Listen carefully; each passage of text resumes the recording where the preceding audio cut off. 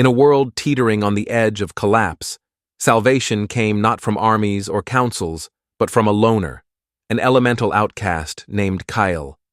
Kael was born under a rare celestial convergence, granting him mastery over the 6 elemental forces: earth, fire, water, air, lightning, and plants.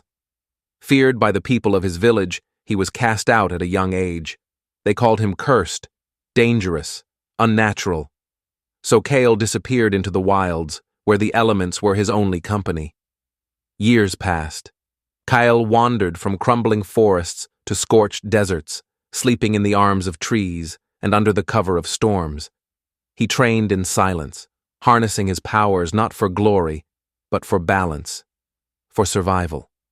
The elements whispered to him, taught him their ancient rhythms. He became a myth, a ghost in the mountains. Then came the blight.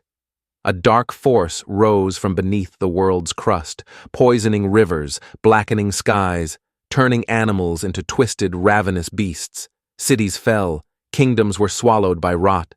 The skies turned gray, the earth cracked, and humanity stood helpless.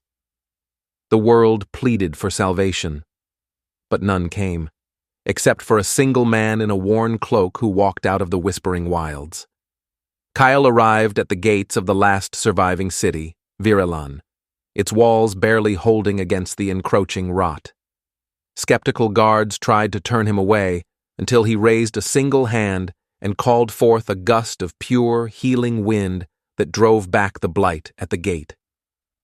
The citizens watched in awe as vines burst through the cracks in the streets, purging the infection. For the first time in months, the people breathed clean air. Viralan's leaders begged Kael to stay and protect the city, but Kael didn't come to stay.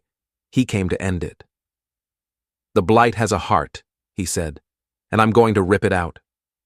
He journeyed alone into the Deadlands, where the blight was thickest.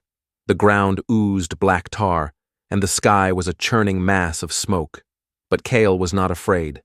With every step, he called on his elements: fire to burn away the rot, water to cleanse the land, air to blow the poison aside, earth to steady his path, lightning to strike the corrupted beasts that lunged at him, and plants to reclaim the wounded soil.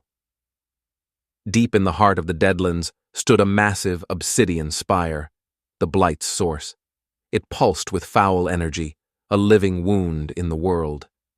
Kael stepped forward, hands raised. The spire roared, birthing a monstrous avatar of corruption, 20 feet tall, formed of darkness and bone. It laughed mockingly. "You are alone, boy." Kael's eyes glowed. "I've never been alone." The ground beneath him surged as roots exploded upward, wrapping around the avatar's limbs. Flames wreathed his arms. A storm broke above as Kael lifted into the air on a whirlwind. Lightning cracked the sky, and water spiraled around him like a halo. He was the storm. He was the forest. He was the world fighting back. The battle shook the earth. For hours they clashed. Nature against corruption, balance against chaos. Kael bled. The avatar struck with shadow that burned and claws that tore. But Kael did not fall. With a final cry, he summoned all 6 elements in perfect harmony, forging them into a blinding spear of raw power. He hurled it into the heart of the spire. The world held its breath, and then it was over. The blight shrieked and crumbled. The land shuddered and sighed as if relieved. Rain fell. Green returned. Rivers cleared. The sky opened and sunlight poured onto a world reborn. Kael limped from the wreckage, his cloak in tatters, eyes hollow, but peaceful. He did not return to Viralan. He vanished once more into the wilds, the people crying his name in gratitude. Some say he still roams the forests, talking to trees, riding the wind, watching, waiting, because the elements chose him once, and if the world ever forgets the balance again, they will choose him once more.